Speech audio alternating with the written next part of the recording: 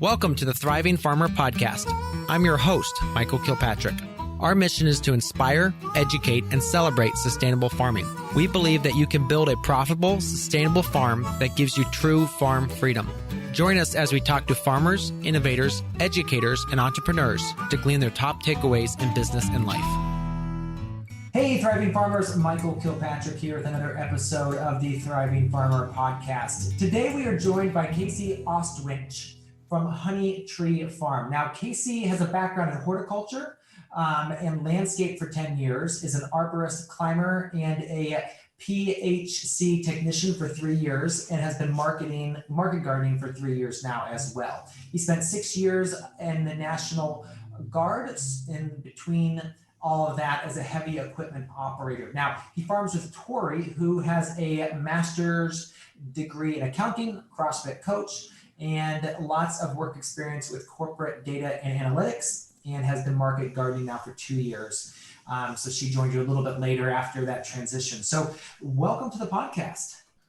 Sweet, man. Good to be here.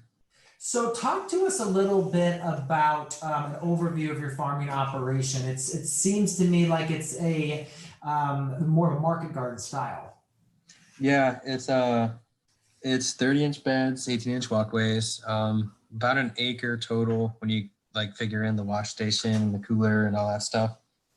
And we sell it 2 markets. We sell from our farm and we sell to restaurants. And just the weekly grind, man. Just flipping beds, planting, harvesting, trying to build infrastructure at the same time to keep growing, to get to a good point, and make it happen and be a real business.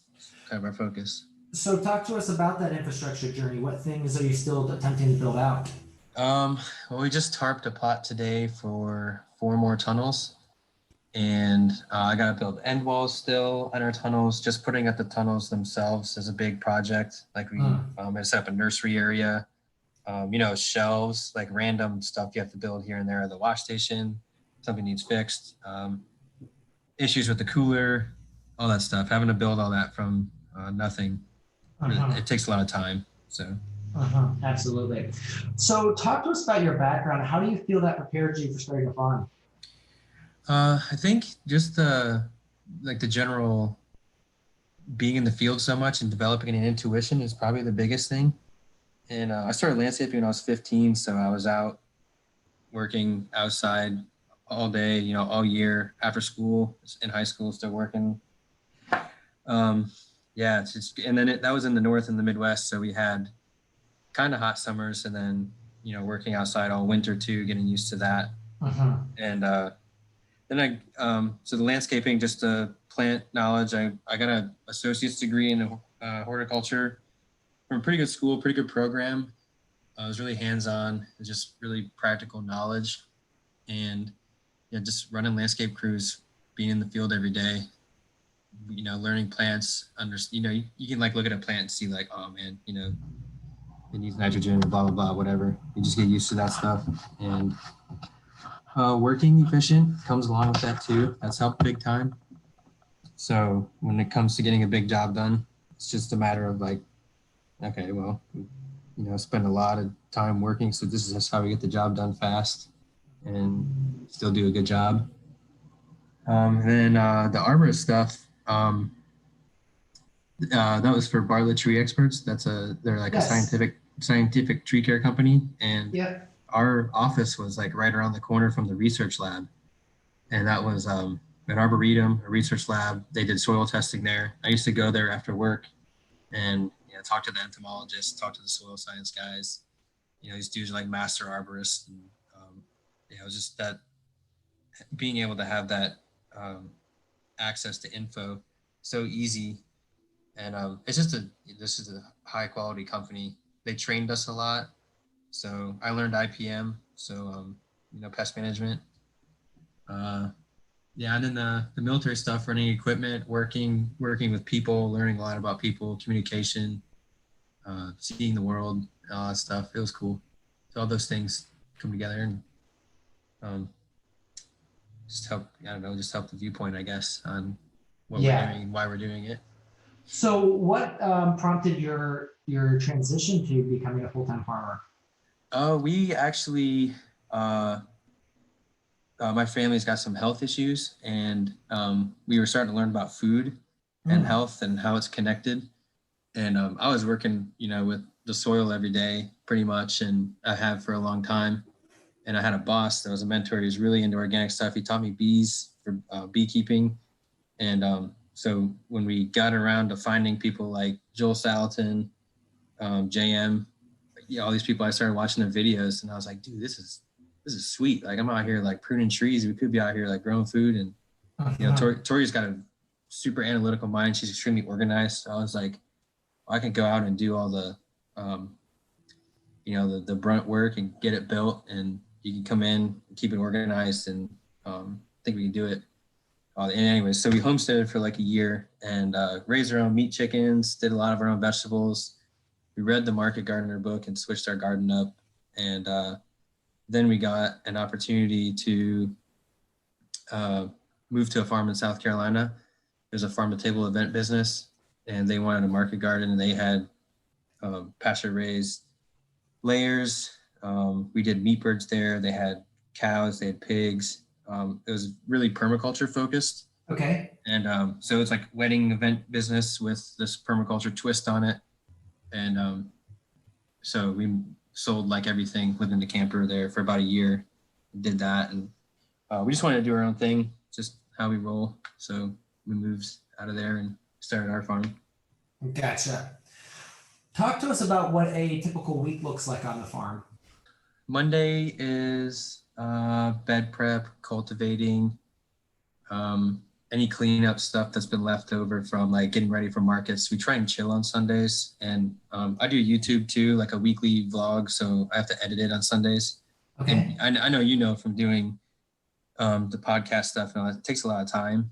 Oh yes. to put that together. I didn't really realize the time commitment, and people enjoyed watching it, so I was like, wow, I feel like I have to really spend time on it. So so then Monday, we're getting in there, just starting to plant flip beds, pruning, if there any pruning needs done, any infrastructure projects need done. And then Tuesday, we have some volunteers that help for about 3 hours, and that's normally cultivating, transplanting, starting seeds. And then Wednesday is anything we couldn't get done Monday and Tuesday, plus any pre-harvest for Thursday. Thursday's harvest day, wash day.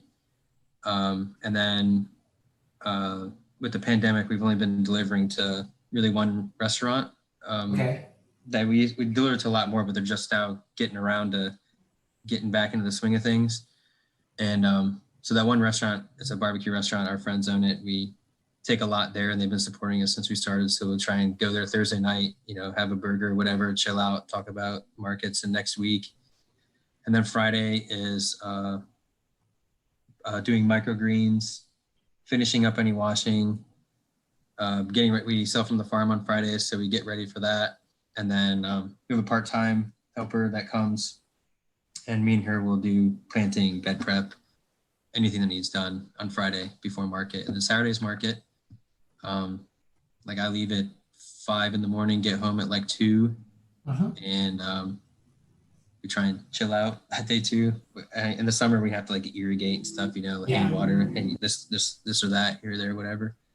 And then Sundays, try and chill, do the video, and get back at it on Monday. Yeah. Yeah. So with that weekly schedule, do you feel that the focus every day helps you get more done? Because I know some people are marketing multiple times a week, and I guess you're marketing more just toward the end of your week. So how do you deal with all the crops that, let's say, like squashes or beans, and maybe you don't grow them, that are ready earlier in the week?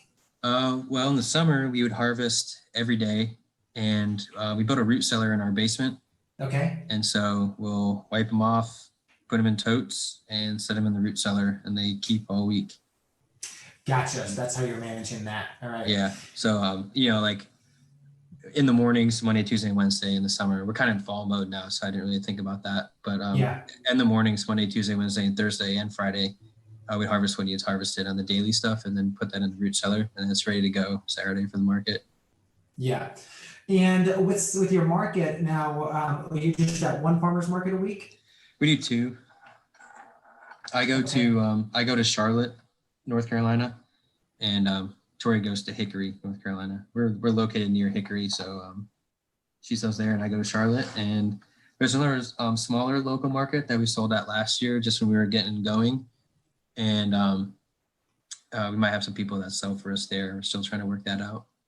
Gotcha. Just be able to add that additional income stream. Yeah. Yeah. So as a farmer, there's always endless tasks to be done. What systems have you set up to ensure that you focus and tackle the most vital priorities? Oh, let's see. Having the weekly schedule is definitely key. And then the most honest answer I can give is to trust Tori with all of the, the organizing and stuff. And just trust what she says. When she says we need to start these seeds this week, I don't even question it. And I'm like, all right, that's cool. Yeah.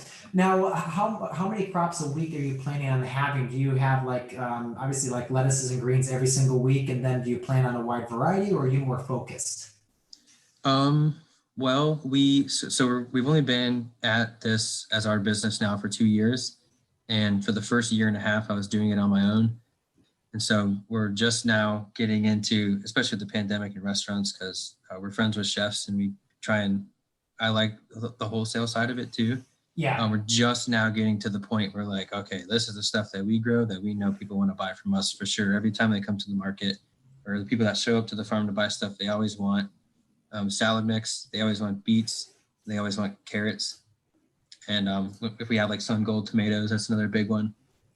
But we're starting to find what the big demand is, and we're just trying to produce more of that, but still have a variety of stuff, radishes, Swiss chard, collards, and stuff like that, head lettuce. Yeah. Now, of the so like you've got your weekly schedule, you've got Tori who's managing the planting schedule and all of that.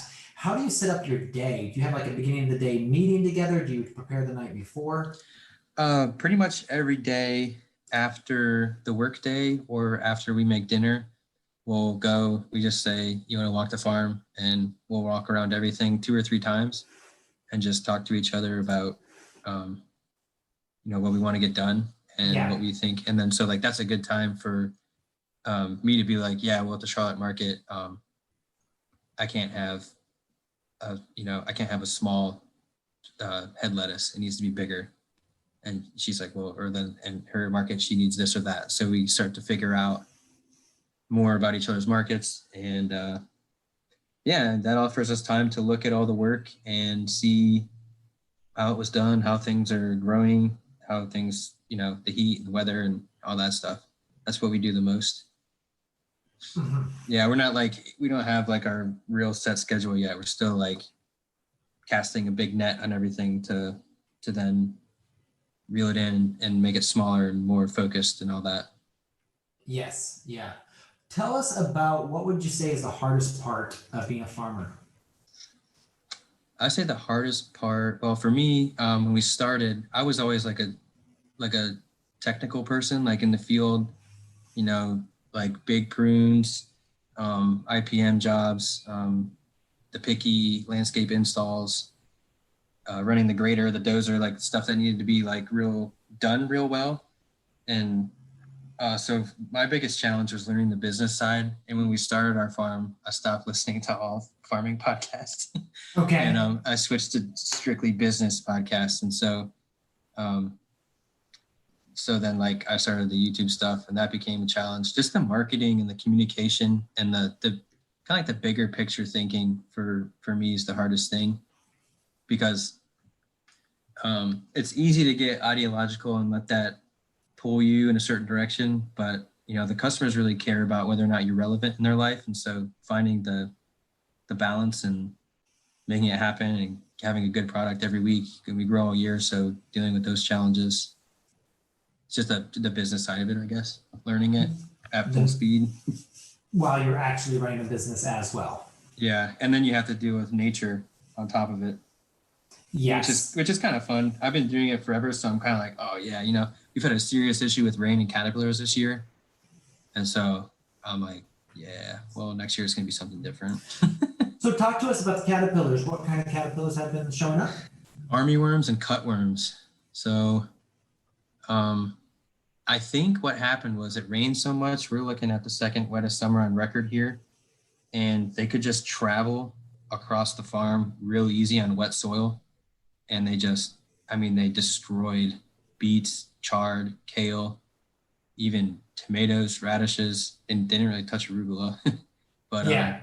I mean, it was just insane trying to get the fall planting in. And I was trying not to spray anything for a long time. I finally broke down and started putting out some BT Yep. and some. I had carrots, even carrots, dude. We had 6 beds of carrots, and one night I walked out there. I was like, okay, where did all these carrots go? And they So were they just just, being level. Yeah, they just traveled across the beds, and like I've had carrots at the market for a year straight every week, and I'm like, dude, this sucks. Like, so I was like, whatever, let's just reseed it, overseed it. I put down DE and hit them with BT, and then I covered it with row cover, and so it's been pretty good. They've been bouncing back pretty well. But even the insect netting, man, on the collards, they got under the insect netting. I think they hatched out or whatever, like under the weed mat. It was just nuts. Now for cutworms, is there any nematodes that you can use for those? Yeah, I did put nematodes down in the spring, and I'm getting ready to do an application of those now. But it's just been BT mostly and TE to try and take them out. Yeah. I really try not to spray as much as possible, just because it's one of the bigger things. Because I used to spray trees, and you know, I would spray trees all day, and you know, do soil treatments, then come home and work in our organic garden. So I was like, yeah, you know, we gotta change it. We gotta do something different. Yeah, you don't want to be the organic nozzle head, as it were. Yeah. Talk to us a little bit about your mentors. Who have you learned from as you've been on your farming journey? It probably starts more on a horticultural journey with my first boss, Roger. He was really into the organic side of everything with bees, and he ran a nursery that was deep wood chips before I had ever heard about, you know, back to Eden stuff. Yeah. And he played a pretty big role in just getting to think about it.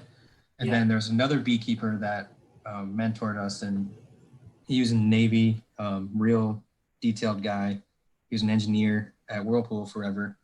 And he had 150 hives, and we would just go out and smash out bee work. It was super cool. I learned a lot.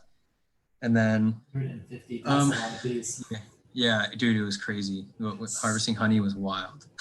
Yeah, so now tell me about the deep mulch nursery, because one of the things we're looking to do is a nursery, and I'm interested in that technique. Well, he knew a local tree guy, and this was a small town, Northwest Ohio. Yeah. So not out of anybody's way to take wood chips to him. And we would just get a pile of wood chips, spread it with the skid steer, and it'd be deep, and he had it on there for years. It was like beautiful soil. And so we would get ball and burlap trees, take them off the truck, and like set them right in the mulch. Dig a hole and put them in the mulch, or mount it up, like pitchfork it up around the root balls. And then, I mean, it really should have not been overhead irrigation, but he had a powerful well, so we just like blasted water over everything. And the worst part about that is the roots will really leave the root balls and spread out. And so when you pull a tree to plant it, you know, you put it on the truck, you go plant it, it really struggles. So like I spent hours and hours, Saturdays and Sundays at that nursery by myself, ball and burlapping trees. And then, you know, at the mentor thing, one of the things he told me, I was out there like all mad. You know, I was like 18, and he was like, he's like, well, you want to get in this field and work outside? It's a different dollar, so get used to it. Yeah. I was like, I've really been digging trees out all day by myself, like super heavy trees. And I was like, yeah, well, gotta be tough, I guess. So those trees did so well because of all the organic matter that sucked their roots back out of the. Yeah, what we ended up doing was we scraped off one of the plots, the nursery plots, and we filled it with pea gravel. And we ended up putting the bomb burlap trees and pea gravel, and that created like a pretty arid environment with the pea gravel. So you could still water everything. Water would penetrate and get to the root ball, but the roots would only grow out like maybe at most 3 inches. And then when you're ready to plant, we would just take the skid steer up with the forks, grab the root ball, and like all the pea gravel would fall off, or you could shake it off. Yes. Put it on the truck, and then it's ready to go. Okay. Yeah, we recently started getting some trees for our place here, so always interested to hear how other people do that process. I would, if it was me, I would put misters in there. Maybe if you can do like four trees at once, set up your little station and a way to go in and get the trees out easy. It depends on the size of the trees too. I mean, we were doing 2, 3, 4 inch caliper trees in that pea gravel. They were big. And that's heavy root ball. Yeah, super heavy. So it was a lot of equipment work. And, we had container stuff too, but one of the things that, this might bring you back, I don't know how you're going to do your trees, but one of the things that when I was an arborist that I did a lot of was I took a air compressor out to these massive condo associations in Charlotte and would just go through with an air spade and blow out the root collar of the tree at the base, because people would mulch, they mulch volcanoes, they put the mulch way too far in the tree. Well, the roots from container trees, when they start circling, they never stop circling. They're not going to change directions. So a lot of times you have to cut them when you're planting them, but if you didn't, they would start girdling. So I would blow out the root zone, and then you root prune these trees to take the girdling roots out. And then we would add biochar, compost, fertilizer, and then you kind of put the mulch back, but leave the collar exposed so it doesn't rot. And so you're saying right at the base of the tree, right around like maybe a couple inches out from is what they're girdling. So if you look at a big tree anywhere, the bottom of it kind of flares out. It's called a root flare. Yeah. If you ever see a tree that doesn't have a root flare, especially if it's like a 2, 3, 4 inch tree, there's too much mulch around the trunk of the tree, and it's going to rot and it'll eventually die. It's going to cause a lot of issues. Yeah. So you want to make sure it's not happening. But that was just something. If you were doing container trees, which is fine. I'm just letting you know, maples are the worst if you're planting maples, but you're probably doing edibles. So.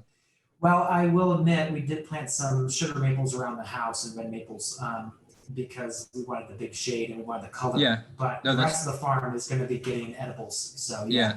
Well, those shade trees are perfect for your area in Ohio. Yeah. No, but that's great. Thanks for those tips on tree tips with Casey. No, I love trees. Like I could talk about them all day. Yeah, very cool. If I could if there's someone that really want to invest in a bunch of land, I'd try and do like agroforestry in like a zone 7 climate. It'd be awesome. Yeah, absolutely. That'd be so cool. Run animals through it, polyculture. It'd be so cool. Yeah, well, you can really stack so many different things up. Yeah. So, if there was, let's say, a magic reset button as you're starting your farm, and maybe the agroforestry is that thing, what systems would you go back and put in place sooner? Let's see. I would build a nursery right after I built the cooler. I didn't build a nursery till about 1.5 years after we started. That was super dumb.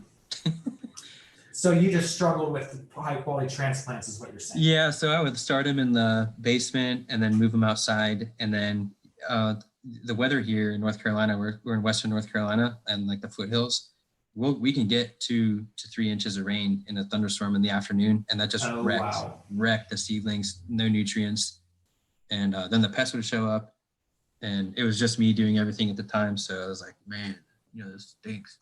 But we got it figured out. We got a 100-foot tunnel, half of its nursery, half of its production now.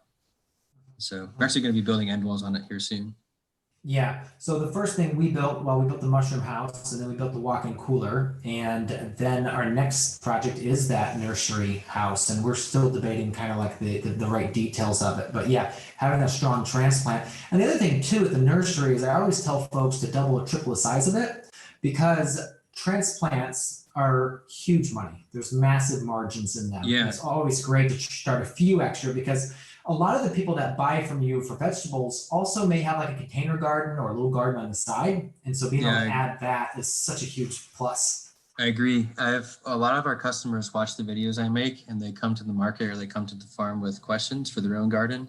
And I've been thinking like, man, dude, tomato starts, and then like just for our email newsletter, like a really in-depth tomato pruning, tomato growing kind of thing that they can use at their house. Yeah. They get so much value from that. Yeah, well, I mean, the big thing too is like they can go to the box store and they can buy a tomato for what, $2 or $3. And you can easily charge $4 to $5 for a nice sized tomato transplant, as well as you can on top of that say, hey, I'm even going to give you free access to my tomato pruning and tomato management tutorial. And so they'll be happy to pay for that because they can see the added value. Yep. So talk to us about that, the YouTube channel a little bit. You know, you obviously make the videos for other farmers, but you also got those customers. What do you say the split would be? There's probably more people that are interested in just watching the process of it. I've showed it from the beginning. So I wish, like when I was looking at videos, I was like, man, I wish I could see someone do it from the beginning. Yeah. And I was like, well, you know, whatever, I'm gonna do it. And people seem to have responded pretty well to it. I think it brings a lot of value to people because I'm not like, you know, out here with having already figured out all my problems, saying this is how you do this is how you do that. It's like a journey along with us. Building tunnels, dealing with, you know, flooded basements and storms and snow and wind and all this stuff. And the customers, I think it's cool. So I post a video a week on Sunday, and so they can get stuff from the market from us on Saturday, and then see, you know, that week where it's like, oh, cool, you know, that's the collards that I bought, or, you know, this is the process of the people. I think it develops more of a connection with you grows your food. Yeah. So I guess my question would be to you on that is, do you feel like they, I guess my question, my problem with, and again, it may be just me struggling with this, is showing so much behind the scenes. And do you talk a lot about like the business side, the farming side, the sales side? So you feel like you're sharing too much for the customer side, or you feel like you're just sharing the whole process and they want you to be transparent about that? It's none of it's really the business side or the sales side. Okay. It's strictly growing. It's strictly I don't know what you say, story, yes. I guess. Yeah, it's the story of how the farm, how things happened on the farm that week. Yeah. Yeah, I'm not out there I'm not like clickbaiting our videos like such and such money on such and such land and stuff like that. Yes. It's strictly like, you know, this week this is like what happened, what went on and stuff. Yeah, gotcha. So it's kind of the vlog journey of the farm. Yeah, you're not doing and it could be a total waste of time too, but I did learn a lot doing it, so I'm not really that bothered about it if it is a waste of time. No, I checked them out. They look great. Now, I mean, one thing I'm struggling with here is we are in urban area, so we have a lot of rules and restrictions. And I'm afraid if I put too much in my videos, the town will start watching them and start hitting me with code violations. So that is, then again, I'm like, you know what? And again, they'll see it though. Yeah, they will. Well, we like, I see what you're saying, but I don't know, like they're gonna find out anyways, and hopefully, I guess I'll just deal with it when it happens. But we're not like putting up buildings or anything, you know, nothing's really crazy yet, at least I guess. Yeah, so like we put our mushroom house up and then our walk-in cooler, and then the leaves all fell off the trees. And so then about 4 days later, I got a certified letter that I had to go to the bank, to the post office and sign for. And I was really freaking out a little bit that it was, a code violation. Of course, they sent a certified mail. But it was just, a school district tax that we either forgot to pay or somehow the payment got lost. So it was, it wasn't that. I do have, we're kind of close to power lines, and I do worry about the power line. They're the like Duke Power coming through and being like, yo, you can't have those there. Yeah. But they're Caterpillar tunnels. So literally me alone in 5-10 minutes, I can undo the plastic, fold it back, pull some hoops out and be like, yo, you can fit your truck in here. So when you leave, I'll put it back up. But they're so or just pull the plastic off it. I guess, yeah. We had that problem with a farm up in upstate New York that a friend of mine had, is they had to move some tunnels because of the right of way. But again, I would just do it as long as you can. And I don't, like if you pull the plastic off of it, like, is it really a structure? I don't know. Yeah. I don't know the laws about it, but. Well, it depends on where you are. So like in upstate New York, a high tunnel is considered a temporary structure. So Nice. It does not meet requirements for setbacks and all that sort of thing. So I'm still trying to figure out in Ohio what our rules and regs are, because that obviously we have to supposedly put a development plan together, which is a very like 12-step process and very expensive with our town. And I'm going to argue with them that caterpillar tunnels are temporary and I should be able to create like zones on my property of where they can go. Because again, if you only put it up for a couple months, I'm not going to adjust my development plan every couple months when I move a caterpillar tunnel. It just does not make sense. So it's, obviously there's massive advantages of being where we are urban with like 12,000 cars a day driving by our farm, but also there's, we're paying for it because we have to deal with all the regulations. One of our customers, who's become kind of like a local friend. Yeah. He's the building inspector for our county, or one of them. Oh, that's a good person to know. He was helping us process chickens, and I was asking him some questions and stuff, like, I was like, hey man, I kind of want to build like a little cabin Airbnb thing back here. Like, how do I build it but not build it? He was like, oh, okay, Yeah. But I asked him about the tunnels, and he didn't really he was like, I don't see why you can't just, if you need to get through, move the hoops away and they could still fit their truck in there. Mm-hmm. But, he didn't really seem to, but it's North Carolina. It's pretty chill out here. I grew up in Ohio. It's a bit more strict there than here. Yeah. For some reason we decided we need a lot more rules and regulations up here. And with that, I'd like to stop here and take a quick break. In a minute, we'll be back with Casey from Honey Tree Farm. Hey, thriving farmers, have you checked us out on YouTube lately? We have a bunch of new content there, including a few rants by me. I want to tell you, you don't want to miss them. I actually go rant about, some of the problems I see in our space and some of the challenges I see farmers facing. So go check that out. We've got instructional videos over there as well.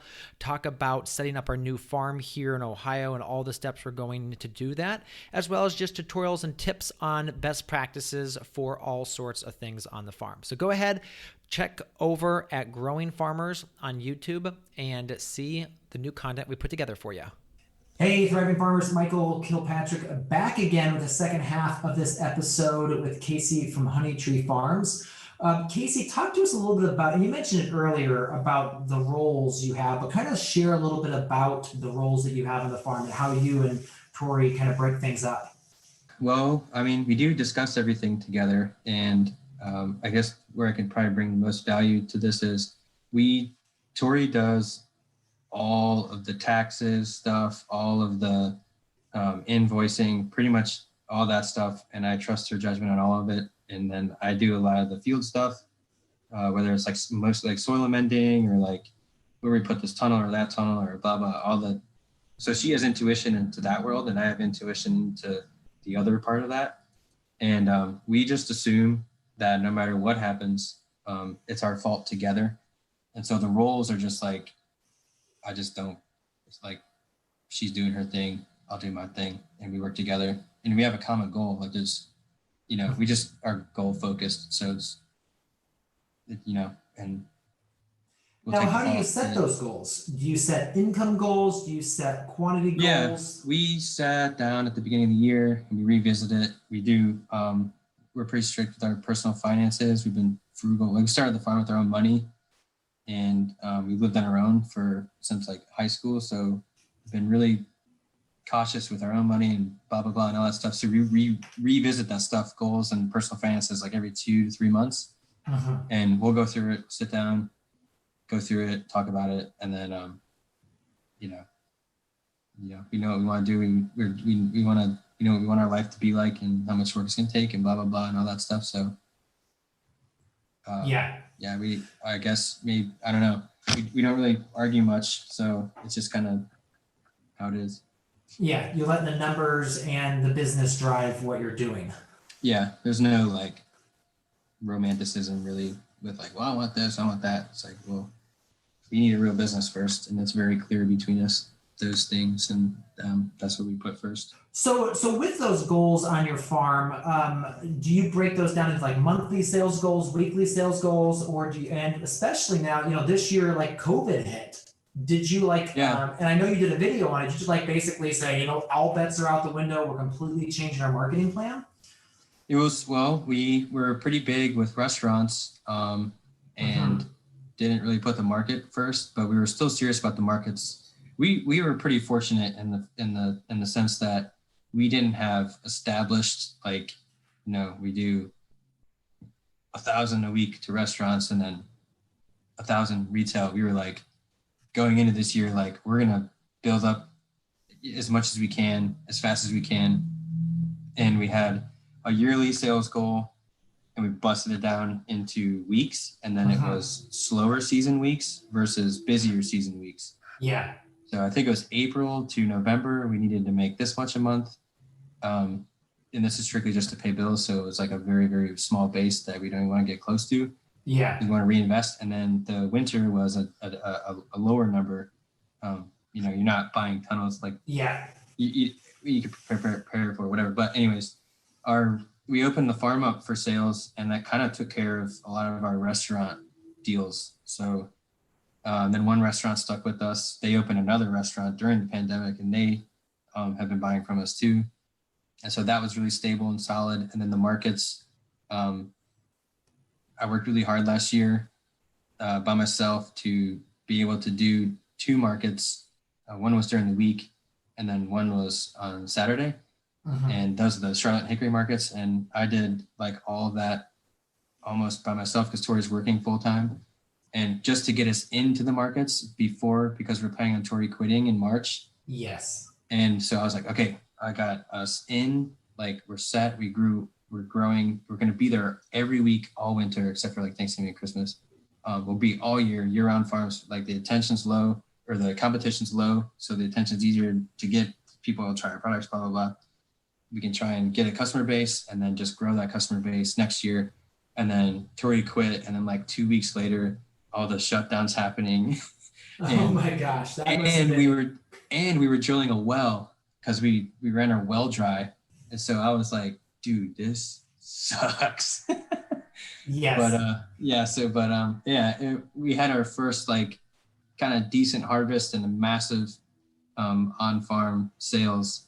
And it was really lifting. There's a lot of pressure there for like a month, but and then the market's been pretty steady, and it's just a matter of being there really. So we'll just keep going, and as the restaurants get back at it, we still have our connections with them, trying to sell them stuff like special wine dinners that they're having here and there, and just keep going. Talk to me, how do you get the chefs? What's your process for like the reaching out and getting a new client onboarded? Almost all of them are from DMing on Instagram. And interesting.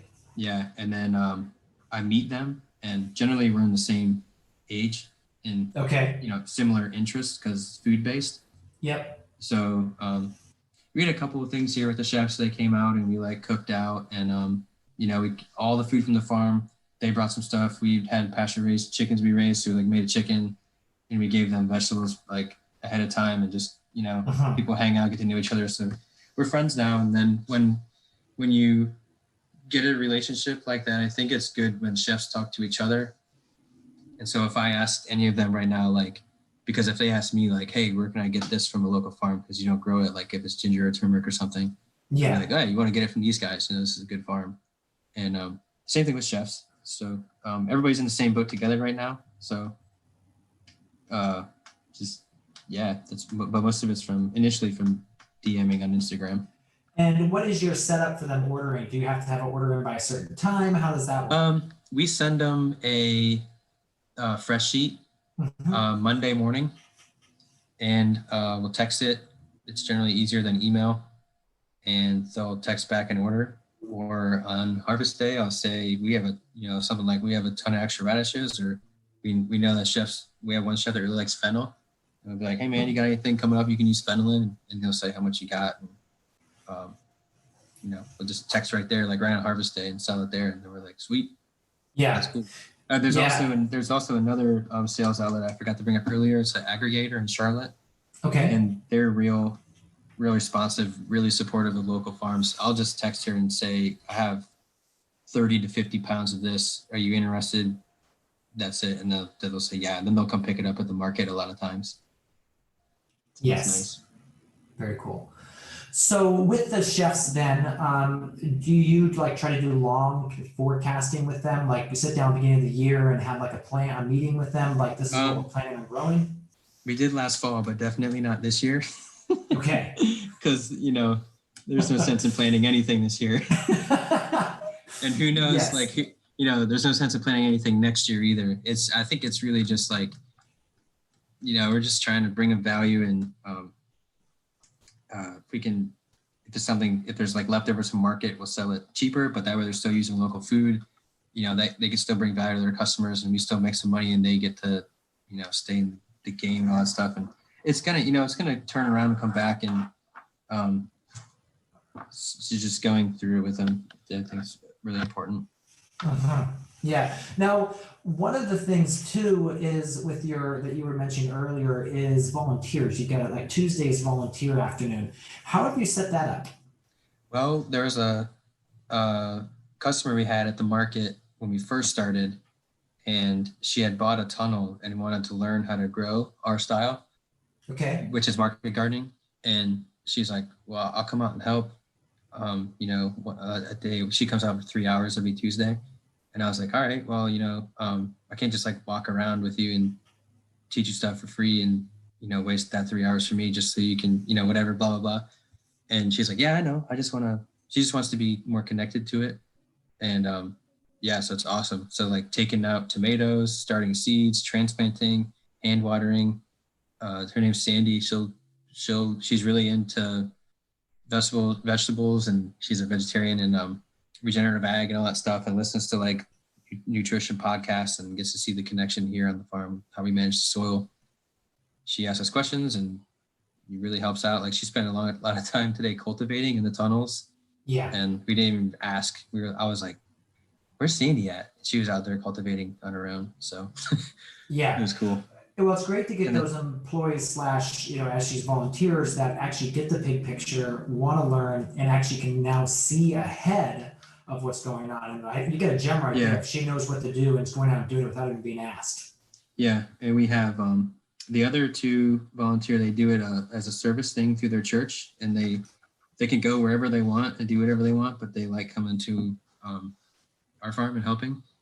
We try and make it fun for them, and they're really learning and getting quick. They're really good workers. You only have to tell them things once. And we want to try and see if we can like hire them next year, see if they want to have like a job so it's more stable for us to like know, when you're planning a week and it's like, dude, we gotta get this done. Like, okay, how are we gonna get this done? Well, we can do this and then they can do this and we'll get it done. But it needs to be like stable like that. So Yeah. But this year we did a 1/2 acre winter squash wholesale, and this spring we planted ourselves and laid all this plastic ourselves. But this fall harvesting it, we were able to get some local help to come in for a couple hours, and that made a huge difference. Because a lot of those tasks, they're just brute labor at the market garden scale. And that's why I love tractors, because it removes it saves your back. But if you don't have that tractor, spreading it out between a lot of people is so key. Yeah, it's good for everybody too. To, you have other people around you. If everyone's doing the same task or there's a common goal in mind. And I like to joke around a lot. And anybody that knows me in real life, I'll just pretty much joke about anything. So it's we just joke with them. And people laugh, and it's not that bad. And it can be work and a lot of labor, and it can be hot out and a lot of sweating and all that. But we just keep it, lighthearted, happy. Yeah. I think another thing there too is bringing that community aspect of things in. I know you and Tori get along great and you have a great working relationship for the farm, but sometimes, getting other people there to just be able to talk and just do community and do farming together is so key. Yeah. It's funny. Like, I think Tori's been mocking me behind my back to the two that help on Tuesday. Okay. Because I started mocking her recently. Like, she'd be like, well, we need to irrigate plot 8. And I'd be like, we need to irrigate plot 8. And then, I say it to them, they think it's funny, and it's just, good time, You spend a lot of time with people and you get to know like what they think's funny, and try and make it enjoyable for them. Yeah, make it as much a fun and work experience as impossible, because there's obviously so many ways you can do a job, but if you can bring humor or fun into that, especially because farming is tough. It's not easy. Yeah. It kind of gets rid of where I grew up in Northwest Ohio, the old farmer mentality is, well, you can't make money, blah, blah, blah. It's just a bunch of complaining and whining and stuff. And like, I definitely don't want that here. No, never. No. We both know that market gardening and market farming is just incredibly profitable. And obviously it's the systems and processes in place that do it, and the team that helps you that makes it that way. Yeah. But celebrating that is so key. Yeah, it's definitely like the people make it. So like we're going to take the two that have been helping all year, we're going to take them to the Whitewater Center, which has like rock climbing, ropes courses, whitewater rafting, mountain biking, all this cool outdoor stuff. And they love the outdoor stuff. So we're going to take them there as like a thank you, and stuff like that. Yeah. So talk about promotion on your farm. How have you done your marketing, and what seems to work in your area? I did a Facebook ad early on, and that got a lot of attention. It was that we'd be at the market. I think we're gonna do one this week or next week. And so whatever we have an excess of at that time, last spring it was kale. And so it was like we targeted people in our area around the market, and it was a picture of the market stand, and it just said, are you looking for local produce? Blah blah blah. Mention this ad. Mention this Facebook ad and get a free bunch of kale. And that actually worked pretty good. And we still have some people that come almost every week just that were like initially customers from that ad. Okay. Everyone loves a freebie. Yeah. Yeah. But I don't want to like condition people to free stuff, but it's like, you mention the ad and get something free. So it's kind of like, Yeah. So with the farmers market, do you have, you obviously have those weekly customers that come. How do you design your stand or set up your stand to make sure you're maximizing their sales? I set up my stand. I try to make it unique in the sense of kind of like us. So I took 2 cherry logs and cut like holes in the bottom ones and then like slits in the top. And so then I put a branch in there, so it's like honey tree, but it's like a strong tree looking stand, and then all the crates are set up, and try and mix up the colors. It's at an angle to the main walkway. Okay. So you can see it from right when you walk in the market. If you look, it's I'm kind of a crappy spot, just the way they have to space people out, but it's all right. It's no big deal. And then try and just keep everything tight, the pallet high, keep it stacked, restock constantly and move produce constantly from one bin to another, because if people are walking by and see you moving it, they would probably walk by and like never look at a bag of salad mix. Yeah. But if you're moving salad mix from one box to another, it kind of looks like you're restocking it, like you sold a lot, and people will stop and look at it. Yes. And then near the end of the market, I'll stack everything up basically by the main walkway, and leave everything else empty, so everybody can see the focus on like that right there. Yeah. And I sweep it and keep it clean. And I have a sign there. I'm about to make another sign that says, we accept different forms of payment than cash. I have like a drone picture of the farm, a picture of us working or something like that. I still have to think about it and make it, but. Yeah.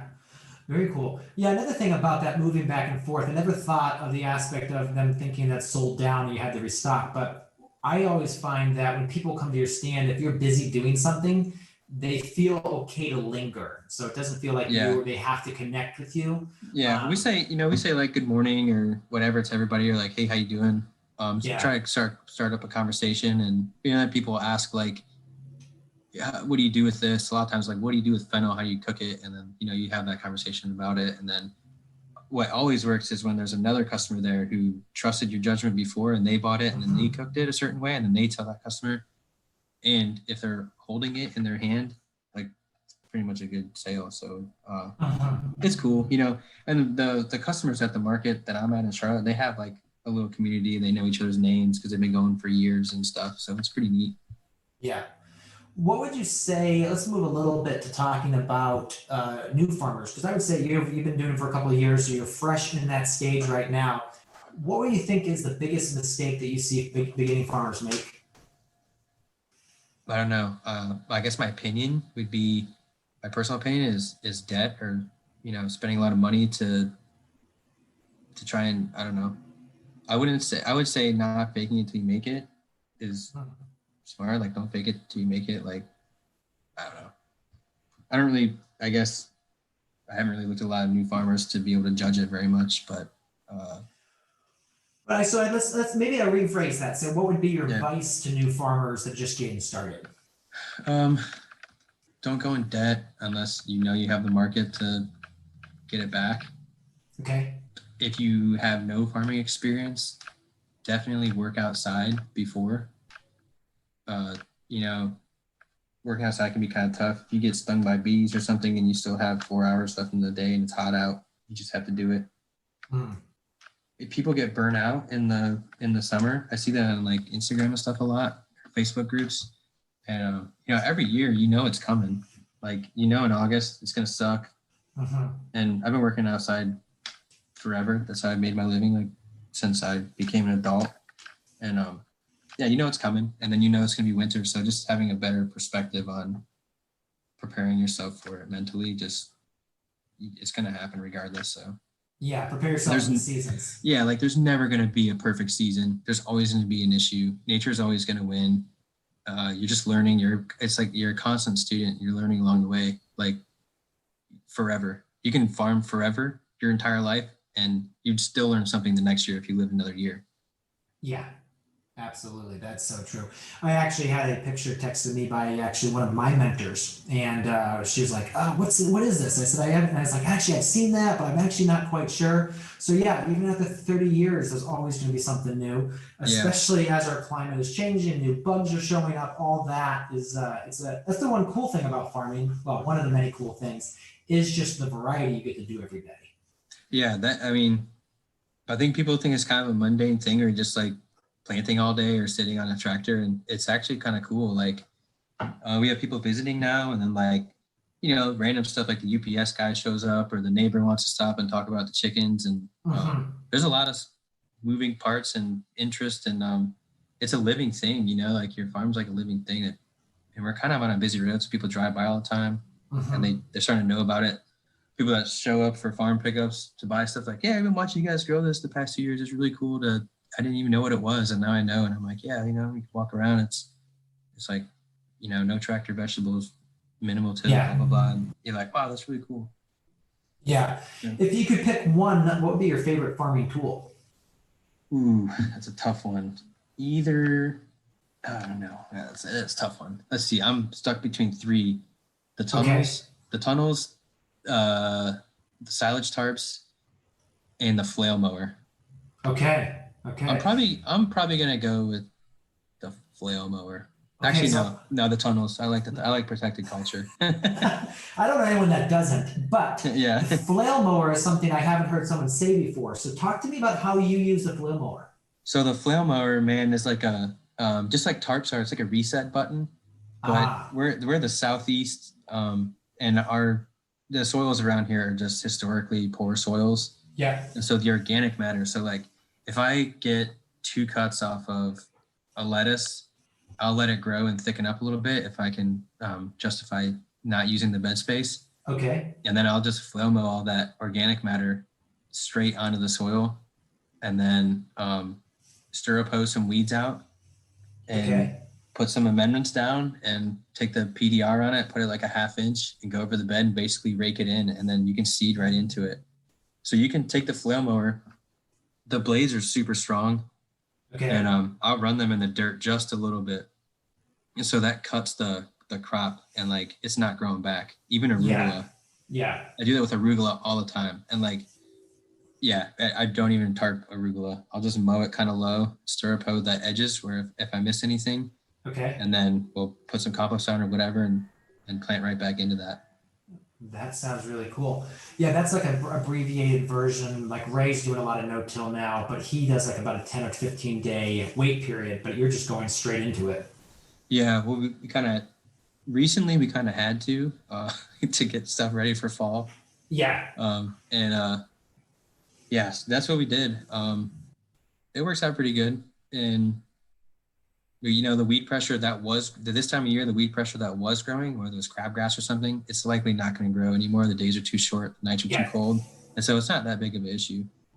Yeah, absolutely. At least it hasn't been yet. But yeah, that's what I do all the time. Now, if it's summer and the weeds are super bad, I just flail mow it and tarp it, and that's a complete reset. And then you can pull that and seed right into it. What size tarps do you like? We cut I think we cut a whole one from Farmer's Friend, 105 by 40 feet. We cut it into 4-foot lengths. So if we are flipping 2 beds at a time, we'll put down 2 single bed tarps or one double tarp. We have that for a special area on our farm, but it still works. So we just tarp 1 bed at a time, and so how do you hold the tarp down, with sandbags or? Sandbags, yeah. And then actually another thing with the tarps is the white side up helps it germinate. So if you're seeding, if you're cropping out radish or beets or something, and then you want to turn around and seed arugula or something, and you don't want to get overhead irrigation on everything else. Yeah. We'll flip the bed, seed the arugula, hand water it, because you only have to do it once. Put the tarp over it, white side up, and the next day the arugula germinates. Yes. Yep. That arugula is so fast. Yeah. But it helps out a lot. Yeah. Then we're not wasting water too, because I feel like trying to get carrots to germinate. We use the tarps for carrots and beets and pretty much everything. You just go through a lot of water. Yeah. So what do you said you got a new well? How many gallons a minute is that? It was 15 when they were done drilling it, and all the rain we've gotten this year, we've been running it at 20 gallons a minute recently with no issue.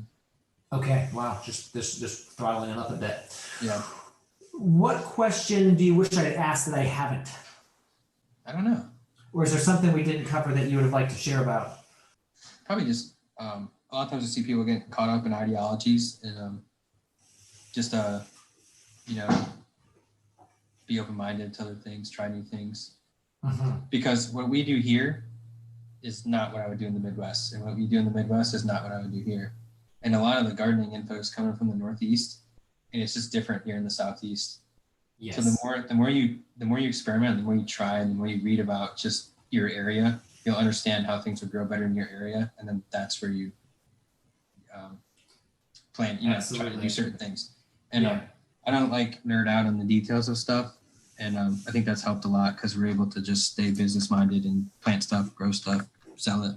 Yeah. And when we get everything figured out and it's built, then we can nerd out on the details before it's really much of an issue. Yeah, actually, I'm